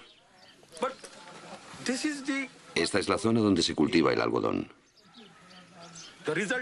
El resultado del algodón BT es que el primer año hubo 600 suicidios entre junio de 2005 y junio de 2006. El segundo año, tan solo 6 meses después, ya llevamos 680 suicidios. Es un desastre. Sí, es un desastre completo. El problema reside en que los alimentos transgénicos hacen que los agricultores dependan completamente de las fuerzas del mercado. No solo tienen que pagar la simiente más cara, también tienen que comprar abonos. Además, el consumo de insecticidas no se reduce. Es mentira. Monsanto dice que los transgénicos son mejores para el pequeño agricultor. ¿Qué opina usted? Nuestra experiencia demuestra que eso es completamente falso. Es mentira.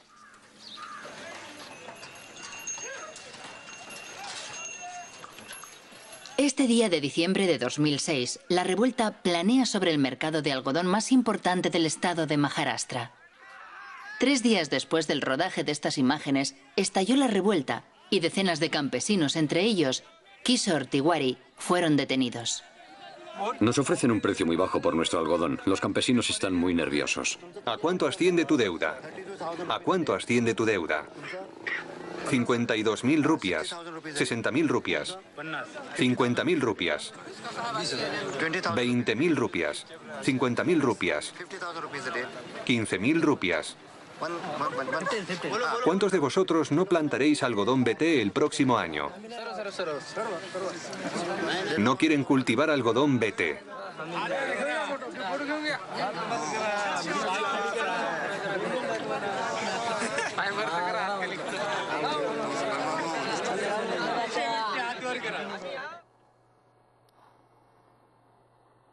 Las semillas del suicidio.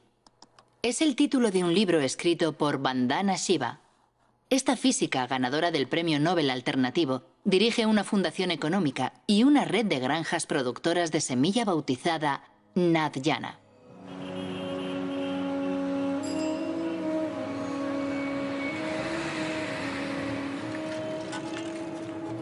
Vandana Shiva ya luchó contra la primera revolución verde, aquella de los años 60 que introdujo la agricultura industrial en la India. En la actualidad denuncia la que ella denomina Segunda Revolución Verde, la de los transgénicos de Monsanto protegidos por patentes.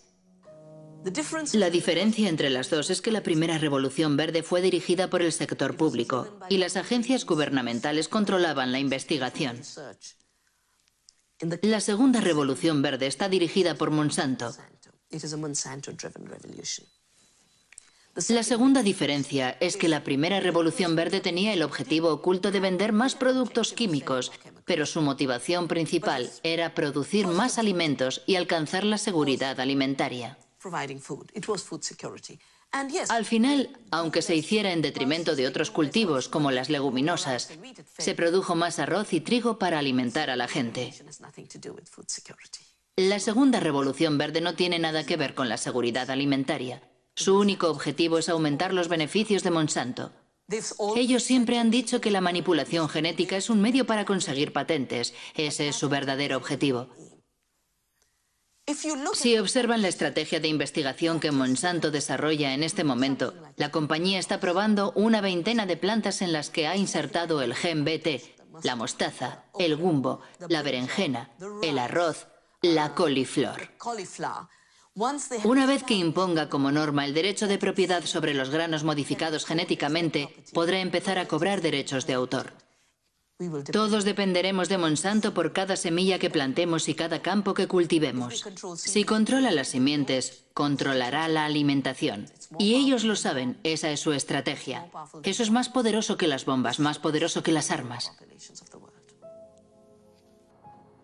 Monsanto responde a estas enérgicas acusaciones afirmando que nada de eso es cierto y esgrime los compromisos de su promesa: integridad, diálogo, transparencia, compartir. Queremos participar de forma constructiva en el proceso por el cual sociedades de todo el mundo intentan encontrar buenas respuestas a esas cuestiones. ¿Los productos serán seguros para el medio ambiente? ¿Cómo afectarán a la biodiversidad? ¿Cómo afectarán a otras plantas, insectos y pájaros? ¿Qué ocurre con el cruce de genes? ¿Qué ocurrirá si los genes invaden especies salvajes? Para mí todo eso significa, entre otras cosas, escuchar atenta y respetuosamente todos los puntos de vista. Como quien no quiere la cosa, Robert Shapiro acaba de hablar de un tema muy delicado que preocupa extraordinariamente a todos los detractores de los transgénicos: la contaminación transgénica. Monsanto prefiere hablar de presencia accidental como consecuencia del orden natural. Al parecer, los transgénicos ya han contaminado el maíz mexicano. Eso es lo que demuestra un estudio publicado por la revista científica Nature, firmado por el profesor Ignacio Chapela, de la Universidad de Berkeley. El artículo ha provocado una intensa polémica.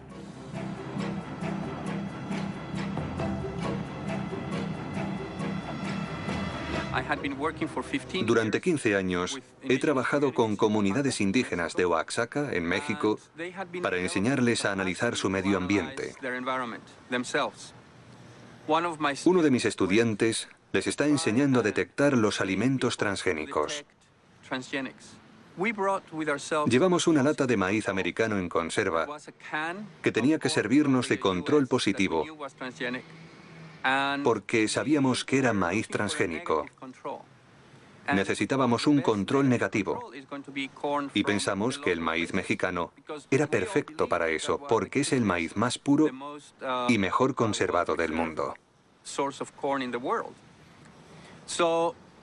Cuando analizamos las muestras, descubrimos sorprendidos que el maíz que creíamos que no era transgénico ya contenía ADN transgénico.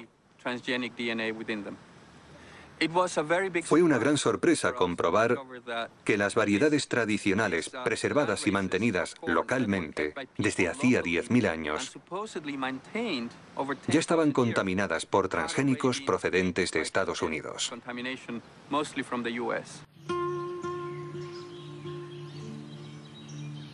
México es el lugar originario del maíz.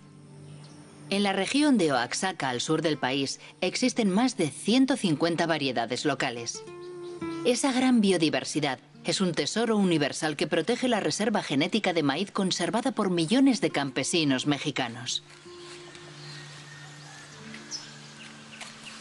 Este maíz es para la familia. Sí, para la familia nada más. Hace tortillas. Pero siempre de este tamaño, así limpio, se recoge para semilla, para el otro año. ¿Nunca compras semillas afuera? No. ¿Se intercambia? Sí, trueque de la antigüedad.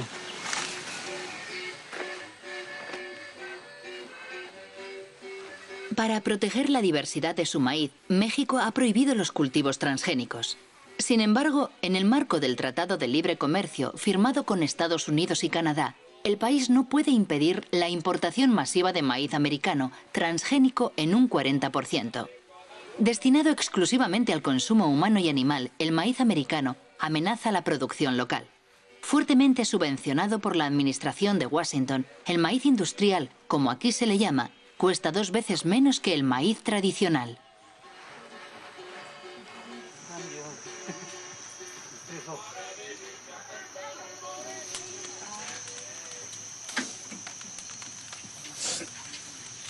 ¿La tortilla siempre se hace con maíz criollo? Sí. Natural, rinde más. Sí. Y alimenta más porque es de la tierra pura.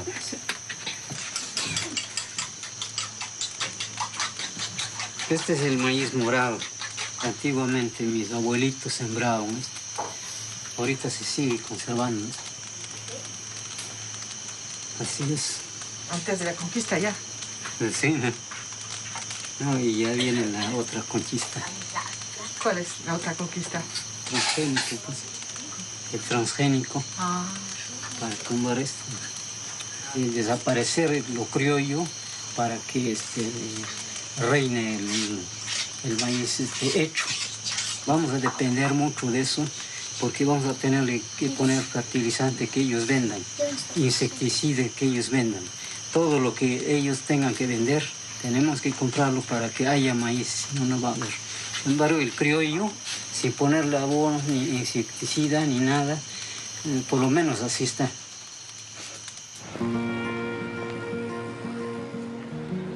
El artículo de Ignacio Chapela en Nature provocó una gran conmoción en México. El Instituto Nacional de Ecología confirmó la contaminación del maíz mexicano. Los genes Roundup Ready y BT se han encontrado en el maíz de 5 regiones del país. ¿Qué ocurrirá si el maíz transgénico se cruza con las variedades tradicionales? La doctora Elena Álvarez llevó a cabo la experiencia con una flor local. Introdujo el mismo gen en varios ejemplares de la planta y después observó su crecimiento. Nosotros hemos visto que aún 2 plantas idénticas genéticamente, es decir, tienen todo el genoma idéntico, todos los cromosomas son igualitos y tienen el mismo transgen, pero este transgen está localizado en diferentes sitios, ¿no? Y sin embargo, cuando vamos a analizar el fenotipo, es decir, la forma floral que tienen estas plantas, algunas de ellas son idénticas al tipo silvestre, es una flor normal con 4 pétalos, 4 sépalos que están abajo, y otras son flores aberrantes. Tiene pelos ectópicos, tiene pétalos también con formas raras, y algunas de estas flores pueden llegar a ser completamente monstruosas. Y la única diferencia entre esta y la que parece silvestre es la localización del transgén, que se insertó en otro sitio por casualidad. ¿Por qué es preocupante? En México, una vez que estas semillas sean liberadas al ambiente, es muy probable que los transgenes vayan y se inserten en los genomas de las razas criollas mexicanas. Esto no se puede controlar. Una vez que se libera al ambiente y que hay entrecruza, que la va a haber porque el maíz se poliniza abiertamente por viento, entonces el fondo genético del criollo puede hacer que el mismo transgen tenga efectos distintos, ¿sí?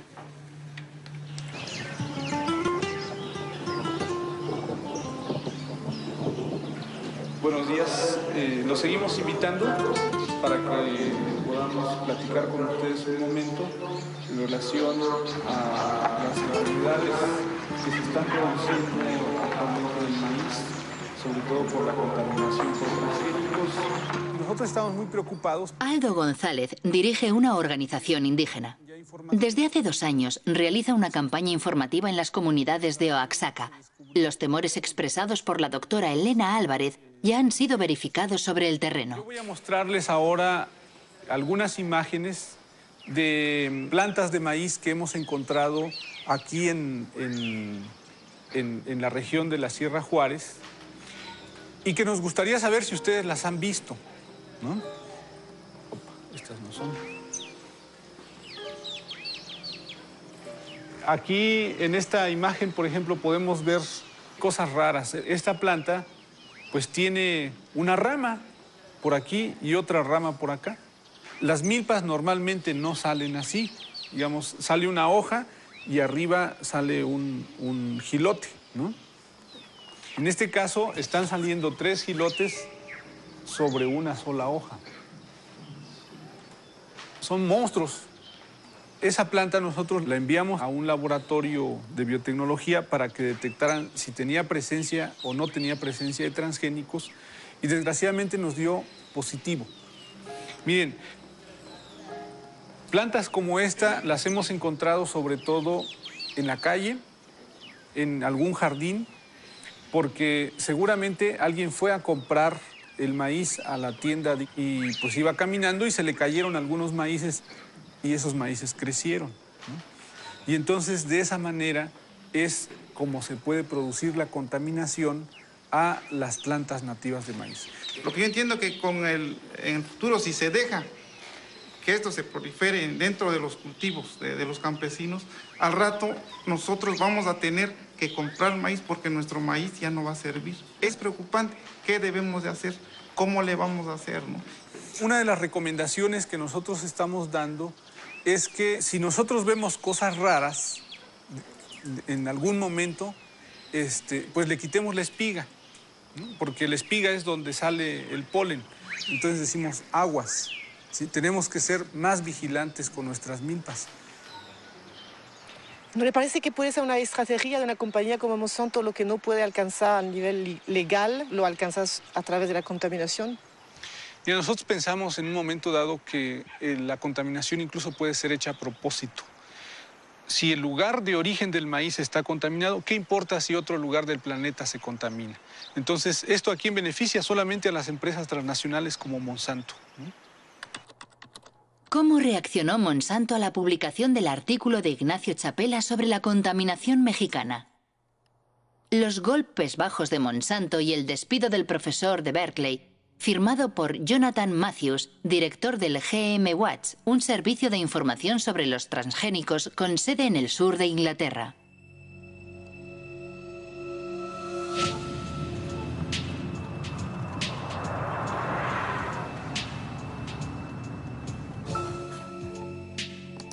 Según Jonathan Matthews, Ignacio Chapela ha sido víctima de una campaña lanzada en AgBioWorld, una página web partidaria de los transgénicos.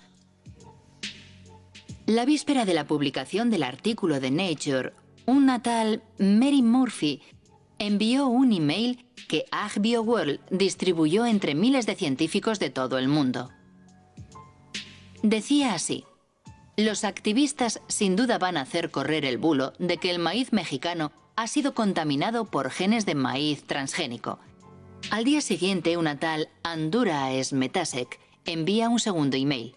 Ignacio Chapela, activista antes que científico. Es verdaderamente una campaña de difamación. Los 2 primeros días entran en escena Murphy y Smetasek.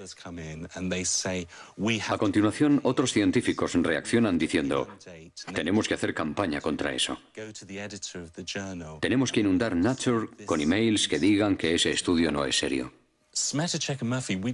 He pasado mucho tiempo investigando quiénes eran Smetasek y Murphy.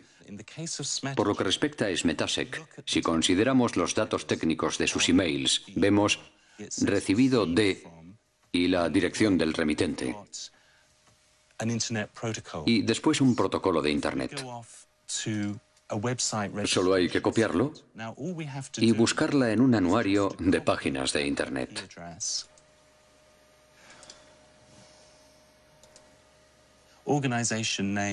Y descubrimos que la propietaria es la compañía Monsanto de San Luis. En cuanto a Mary Murphy, dejó algunas pistas que me permitieron llegar hasta ella. Como podemos ver aquí, los emails enviados por Mary Murphy son de la dirección bw6biwood.com.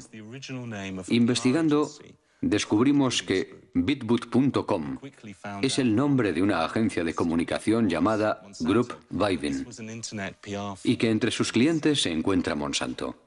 Falsos científicos. ¿Realmente son golpes bajos? Sí, podemos hablar de métodos muy sucios que pisotean la ética más elemental.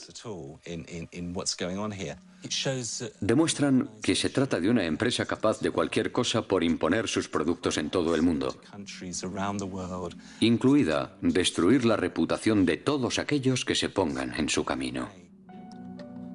La prensa británica se hizo eco de las acusaciones de Jonathan Matthews, pero Monsanto ha preferido ignorarlo. Mientras continúa su imparable ascensión, la firma defiende su visión de un mundo transgénico que supuestamente resolverá los problemas del hambre y el medio ambiente en perfecta armonía.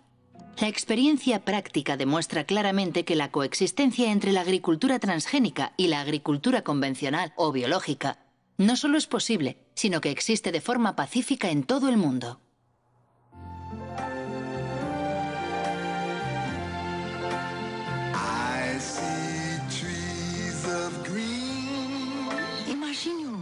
Imagine un mundo que proteja la naturaleza, la tierra, los ríos, donde la gente pueda producir maíz con menos productos químicos y sin matar los bosques. Usted está pensando en un mundo con transgénicos.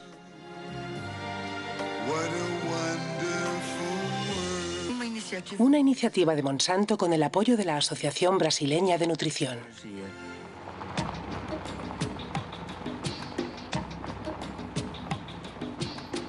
El mundo transgénico ya está en marcha en América del Sur, donde en 2007 se sembraron 40 millones de soja Roundup Ready. La conquista comenzó 10 años antes en Argentina, el único país que autorizó oficialmente los cultivos transgénicos. Desde entonces, los transgénicos se han extendido misteriosamente por los países vecinos, como Brasil o aquí, en Paraguay. En 2005, el gobierno paraguayo legalizó finalmente los cultivos clandestinos para salvar sus exportaciones de soja, especialmente a Europa, donde el etiquetado de los transgénicos es obligatorio. Una forma de reconocer que el Ministerio de Agricultura se enfrentaba a un hecho consumado.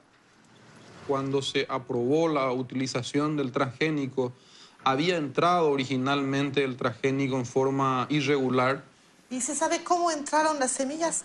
¿Cómo entraron? ¿Por la bolsa negra o...? No, nosotros le llamamos a esos bolsas blancas. No le llamamos, ustedes le llamarán bolsas negras, nosotros le llamamos bolsas blancas. Son semillas que no tienen certificaciones oficiales. ¿Se sabe si Monsanto tuvo un papel en el contrabando de semillas? Quizás las empresas pudieron haber promocionado sus variedades, sus líneas de semillas. Evidentemente, y como le digo, el gobierno tuvo que reaccionar ya proactivamente, pero una vez ocurridos los hechos.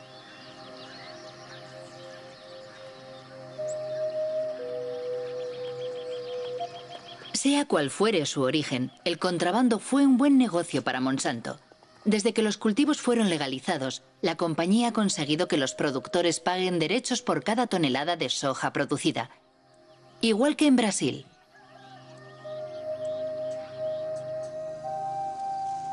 Desde entonces, la deforestación avanza imparable en Paraguay, expulsando a la fuerza a los pequeños campesinos que se niegan a abandonar sus pequeñas parcelas.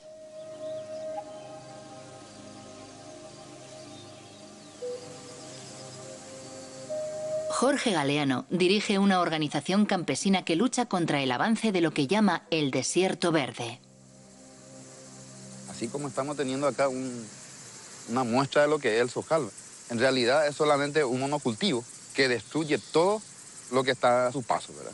Entonces, estos eran totalmente bosque y, digamos, parte de la agricultura familiar campesina, que conviven con las plantas, con los árboles, ¿verdad? La mandioca, el maíz. ¿Le parece, Jorge, que el monocultivo transgénico puede convivir con las producciones de los pequeños campesinos aquí? Nosotros estamos seguros que no. No puede convivir, no son compatibles. Es una guerra silenciosa que va eliminando comunidades campesinas, familias campesinas, biodiversidad que tenemos en el campo. Esta trae muerte, trae pobreza, trae enfermedades y la eliminación de todos los recursos con que nosotros contamos para sobrevivir. Actualmente, por todo el país se fumiga Roundup, con avionetas o con abonadoras llevadas por obreros agrícolas sin ninguna protección. Se fumiga justo hasta la puerta de las casas o cerca de los cultivos de supervivencia de los pequeños campesinos. Todos los años se destruyen cosechas y miles de personas son contaminadas. Como esta familia rodeada por los transgénicos de Monsanto. Los padres están preocupados por su hijo Pedro, que todos los días tiene que atravesar los campos de soja para ir a vender las tortillas de maíz que hace su madre.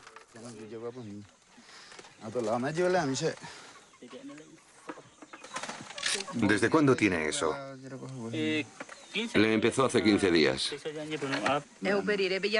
Empezó por el pie. Y después se le extendió.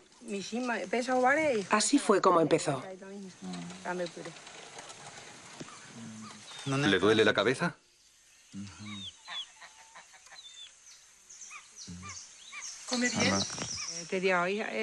Muy poco. Hoy no ha querido comer lo que le preparé. Solo ha tomado un zumo. ¿Y su hermano? Él come mejor, pero es difícil. Así vivimos. Tomamos el agua, intoxicado. muriendo de nosotros 60 patos con ganso. Ahí viene y enseguida cae y muere. Porque allá se pasaba, se mata todo. Ahí en la altura. Y cuando llueve viene el agua y el pato vive por el agua. Y por eso. En Paraguay, el 2% de la población posee el 70% de las tierras cultivables y con los transgénicos la concentración no deja de aumentar. Las 3/4 partes de los productores de soja son extranjeros que invierten su dinero en el nuevo oro verde. Con la crisis de las vacas locas y la prohibición de las harinas animales, y más recientemente, con la pasión por los biocarburantes, el precio de la soja se disparó provocando una avalancha de los cultivos Roundup Ready. Según el último censo de Paraguay, 100.000 personas abandonan cada año el campo para instalarse en los suburbios de las grandes ciudades. La mayoría huye de la soja transgénica de Monsanto, destinada a alimentar los pollos, las vacas y los cerdos de Europa. Ñaña, imítala sobre el modelo de producción. Vamos a hablar del modelo de producción de soja transgénica promovido por Monsanto. Es una empresa multinacional presente en el mundo entero, cuyo objetivo es controlar toda la producción de alimentos en el mundo. ¿Y cómo? A través de la implementación de una agricultura sin agricultor. El resultado es que nos priva de nuestra soberanía alimentaria, es decir, de la posibilidad de alimentarnos por nosotros mismos, sin depender de nadie para hacerlo. Por eso decimos que tenemos que luchar por nuestra soberanía, tenemos que luchar por nuestras tierras, tenemos que defender nuestra comunidad, tenemos que defender nuestra familia, tenemos que defender nuestro país. Mi familia vive en la ciudad y yo no quiero ir allí. Por eso, yo vivo aquí, porque en la ciudad hay que comprarlo todo, hasta la comida, mientras que aquí lo que sembramos es nuestro. Podemos comer lo que queremos, cuando queremos, mientras que en la ciudad no podemos comer lo que queremos. Quiero añadir que el combate de estas familias por su supervivencia nos concierne a todos. En 2007, Monsanto tenía 18.000 empleados en 50 países. Mientras, sus acciones en bolsa no han dejado de subir y sus beneficios alcanzaron $1.000 millones. Entre sus accionistas se encuentran fondos de pensiones, bancos, pero también cientos de miles de pequeños accionistas.